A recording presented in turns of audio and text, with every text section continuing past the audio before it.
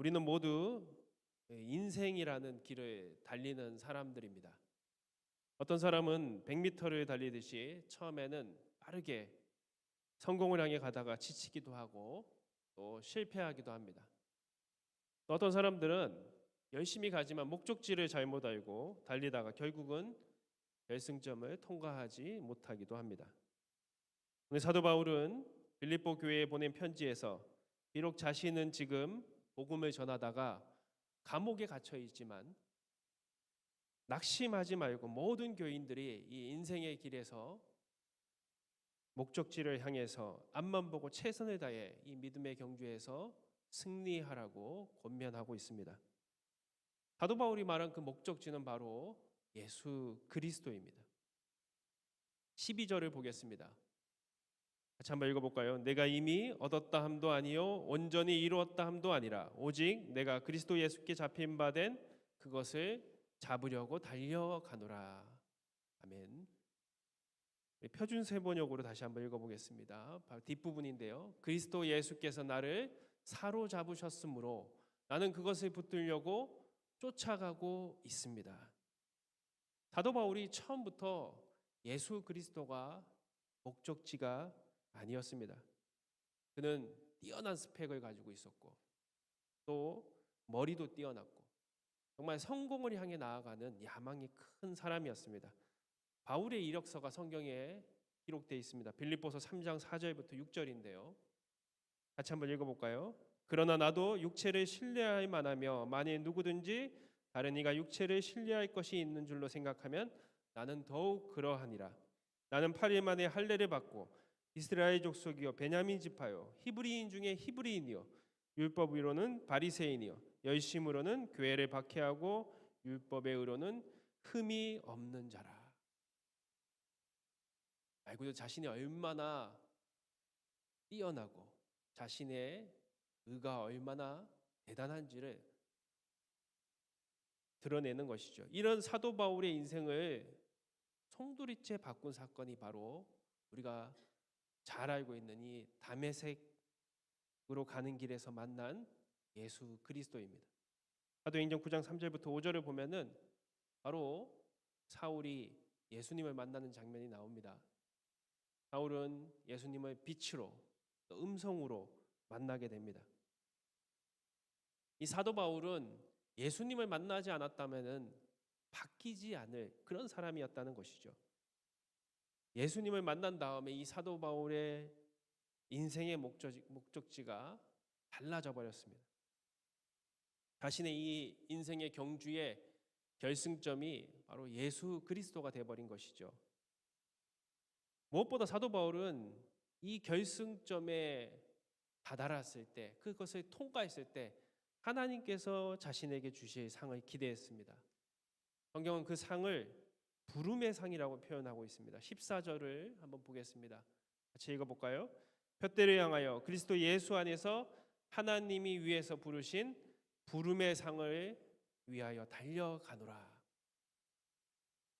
정확하게는 그리스도 예수 안에서 하나님이 위에서 부르신 부름의 상입니다. 한마디로 얘기하면은 예수님을 만난 다음에 자신이 이제 하나님 앞에 가서 받을 상이라는 것이죠. 그리고 그것을 위해서 앞만 보고 자신은 달려간다. 그렇게 얘기하고 있습니다.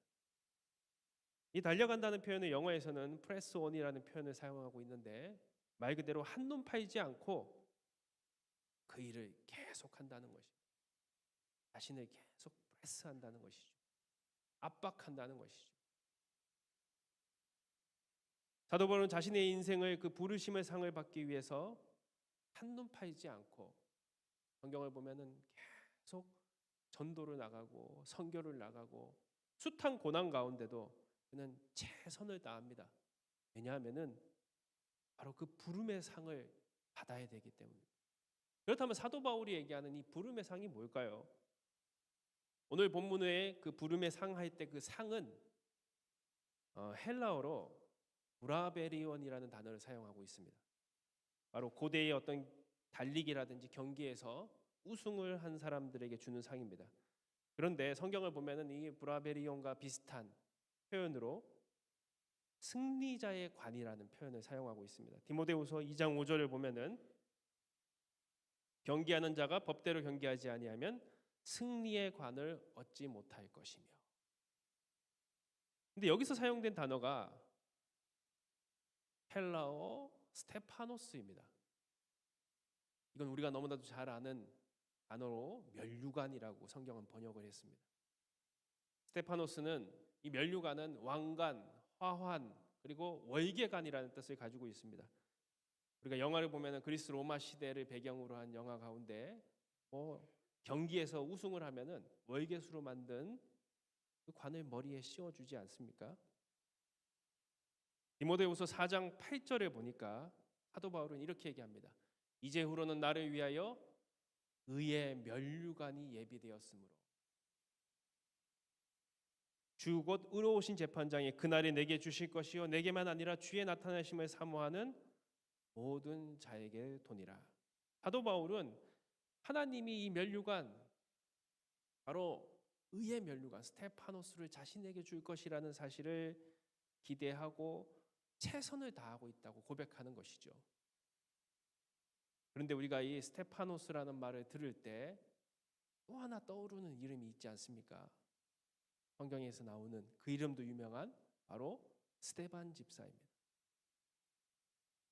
초대교회의 7 집사 중에 한 명이었고 순교를 하는, 제일 먼저 순교했던 바로 그 스데반 집사이죠. 그의 이름이 바로 헬라어로 스테파노스입니다. 예수님을 만나기 전 바울은 사울이라고 불렸습니다. 그리고 스데반 집사가 죽는 모습을 성경을 보니까 그 옆에서 지켜봤다, 그렇게 기록되어 있습니다. 바로 사도행전 7장 58절이죠. 증인들이 돌로 치기 전 스데반 집사가 복음을 전했더니 유대인들이 그 복음을 듣고 나서 가슴에 찔렸습니다. 오히려 회개로 나간 것이 아니라 그들은 돌을 들고 스데반 집사를 치기 시작합니다. 증인들로 돌로 치기 전 옷을 벗어 사울이라는 청년 발 앞에 두니라. 바로 여기서 등장하는 청년 사울이 나중에 사도 바울이 되는 것입니다. 이때 청년 사울은 스데반이 돌로 맞아 죽는 것을 당연하게 여겼습니다. 왜냐하면 율법을 어겼을 뿐만 아니라 저 지극히 높으신 하나님을 모독했다, 신성 모독이라고 생각했기 때문이죠. 그런데 그는 이 스데반 집사가 순교하는 모습을 보면서 이상한 경험을 하게 됩니다. 스데반 집사가 오히려 돌을 던지는 자들을 하나님께 용서를 비는 것이죠. 원망하거나 저주하지 않고 용서하는 모습을 보게 됩니다. 거기까지는 괜찮아요. 그런데 이 스데반 집사의 얼굴이 너무나도 평온한 것이죠. 그가 하늘을 향해서 얼굴을 들고 있는데 그의 얼굴에는 평안함이 있는 모습을 보게 됩니다. 청년 사울은 그때는 알지 못했지요. 그러나 그는 예수님을 만난 후에 알게 되었습니다. 바로 이 스데반 집사의 순교를 예수님이 맞아주시고 기억하고 계셨다는 사실을 말입니다. 사도행전 7장 55절부터 56절에 보면은 그때의 순간을 이렇게 기록해 있습니다. 스데반이 성령 충만하여 하늘을 우러러 주목하여 하나님의 영광과 및 예수께서 하나님 우편에 서신 것을 보고 말하되 보라 하늘이 열리고, 스데반 집사가 직접 얘기를 한 것이죠. 그 모습을 보면서 거기에 모여 있는 사람들에게, 돌로 자신을 치고 있는 그 사람들에게 외친 것입니다. 보라 하늘이 열리고 인자가 하나님 우편에 서신 것을 보노라.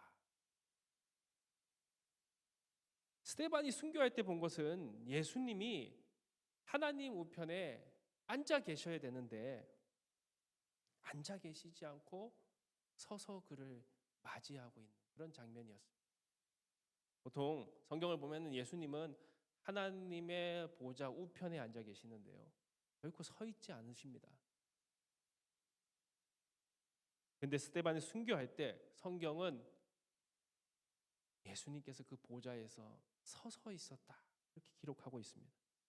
여러분, 우리가 귀한 손님이 우리에게 올 때, 또 너무나 반가울 때 빨리 빨리 맞이하고 싶을 때 우리는 가만히 있지 않지 않습니까? 서서 달려가서 맞이하는 것이죠. 바로 스데반이 순교할 때 예수님은 그 스데반의 순교를 가만히 앉아 있지 못하셨어요. 서서 맞이하셨다는 것이죠. 예수님을 만나고 변화된 사도 바울은 그 스데반의 순교의 모습이 떠올랐을 것입니다.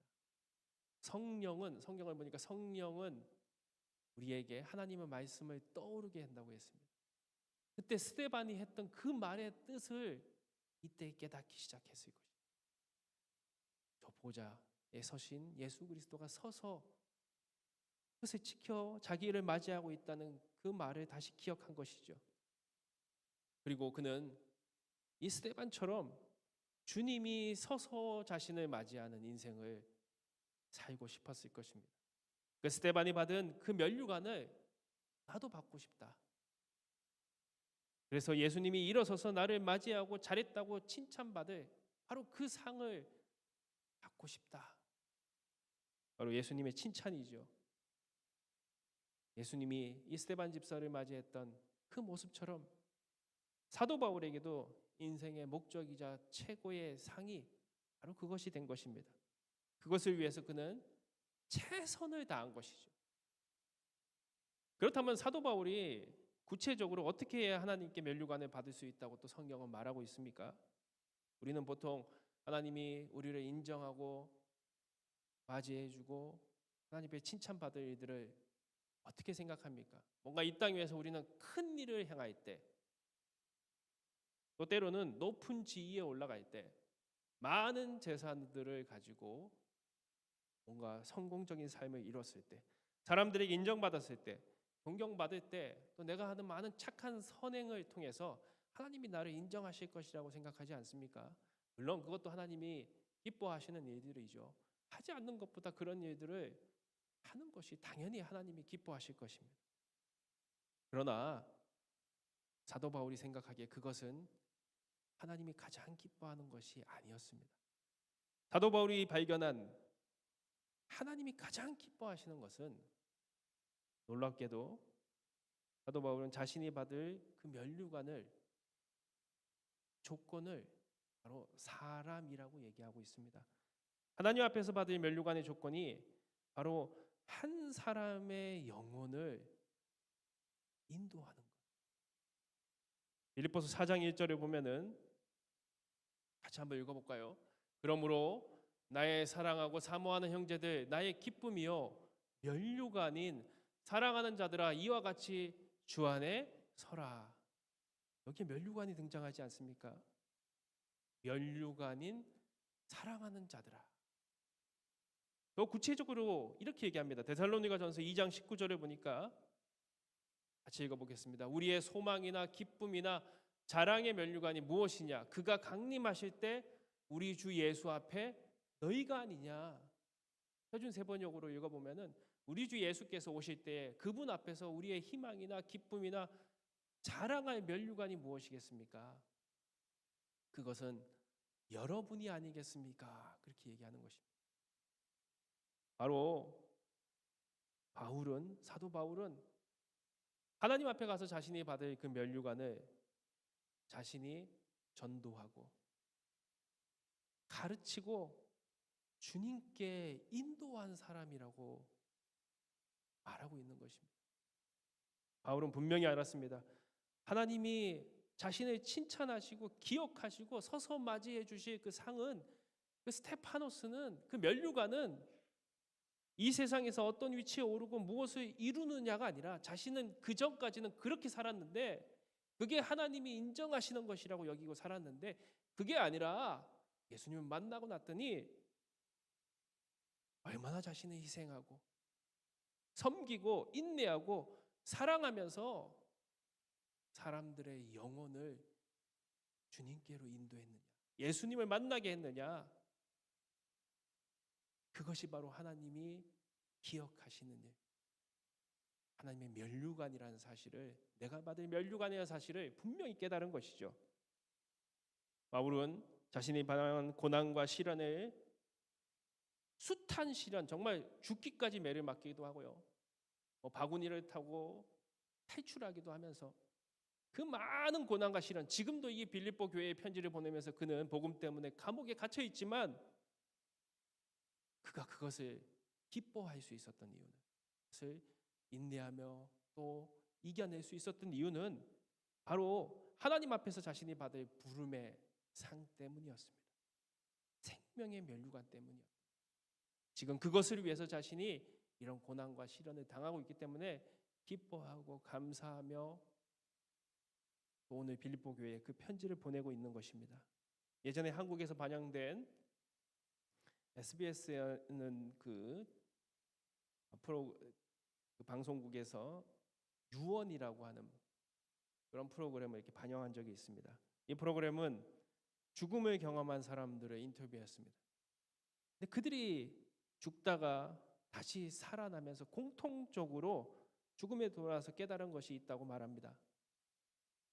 다 알지 않습니까?